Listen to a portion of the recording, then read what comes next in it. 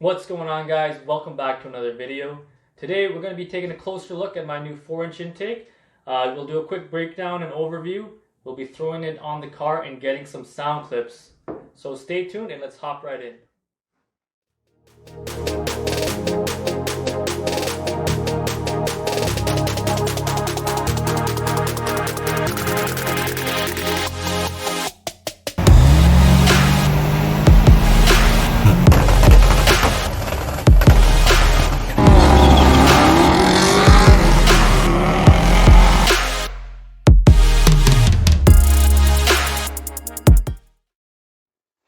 What's happening, guys? Welcome back to another video.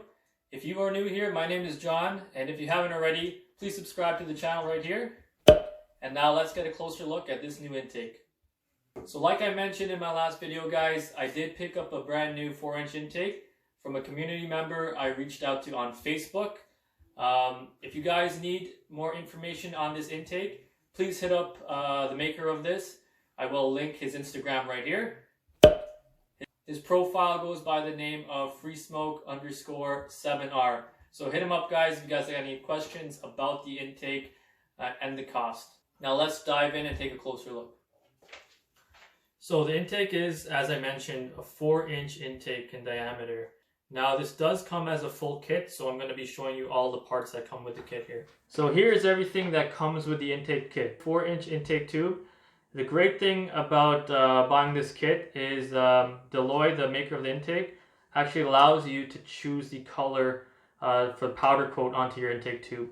I personally went with a charcoal black color just to make it look a little bit more subdued in the engine bay. But any color you guys would like, blue, red, even camo, is available upon request. It does come with the intake filter, all the silicone hoses and couplers. A great benefit of this intake is it does come with a velocity stack. For you guys who don't know what a velocity stack does, it is basically designed to smooth out the airflow going into an induction system, in this case through the intake into the turbo. You guys would want something like this, especially to maximize your gains on the intake side. This is super key, guys. It smooths out the air, but it also creates less restriction going into the inlet. This coupler here is a 4-inch going down to a 3-inch, which is perfect for my DBV2 turbo inlet pipe. For you guys who haven't seen that video, I will put a link up here. If you guys want to check that out, it's a 3-inch turbo inlet. It also comes with the T-bolt clamps, which will keep this secure and prevent anything from blowing off under high boost applications. So without further ado, let's put this all together and throw it in the car. Guys, this is going to be a really simple install. Just unbolting the airbox in here. Actually, this pulls right out. You just unbolt here the little scoop, loosening some clamps, and I can take this right off. For now, I'm going to do a cold start and just let you guys hear what it sounds like with the current setup right now, and then I'll do a comparison with the new intake.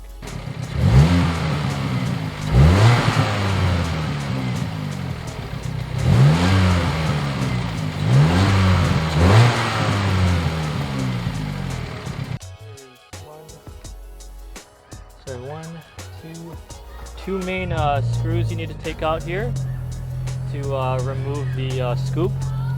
It is T25, I believe. Yep, T25.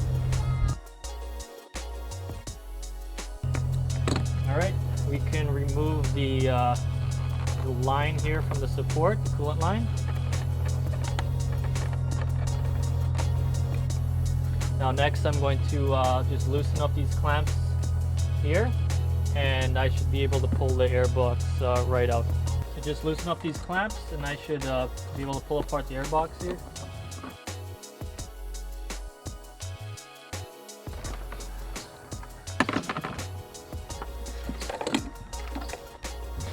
Should be able to pull this up.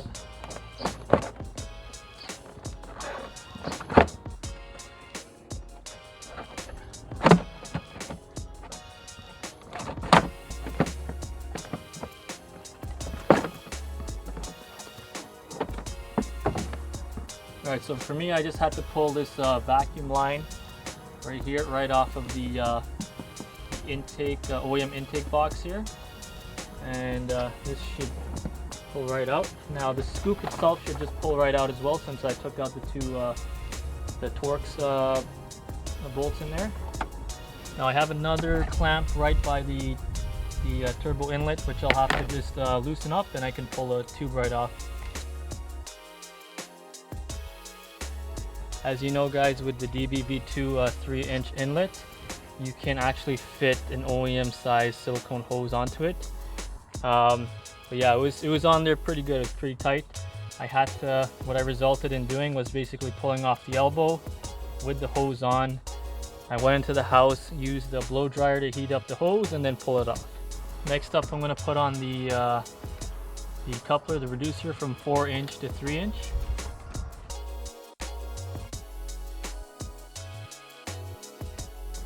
Before you snug anything on, just make sure everything is fitting fine before you tighten it down.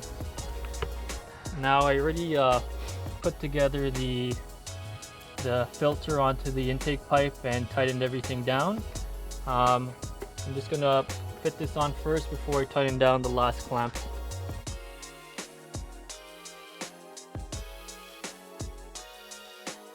Alright guys, so I was able to just adjust this a little bit so it can clear my fuel line.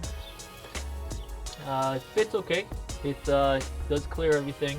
You just have to kind of adjust it a little bit when you're placing it in there. I was able to use this my OEM the intake scoop here, and with that being said, I just connected my coolant line back to the support here. So I'm just gonna get the car started and we'll get in a few revs.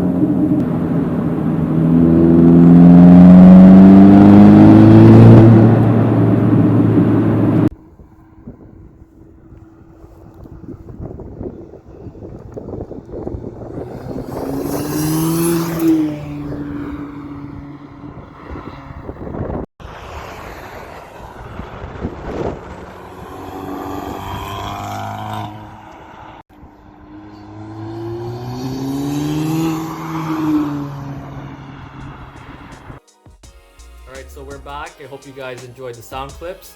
I'm hoping the sound came through okay. Need to know more about the intake, or you are interested, hit up Free Smoke 7R on Instagram.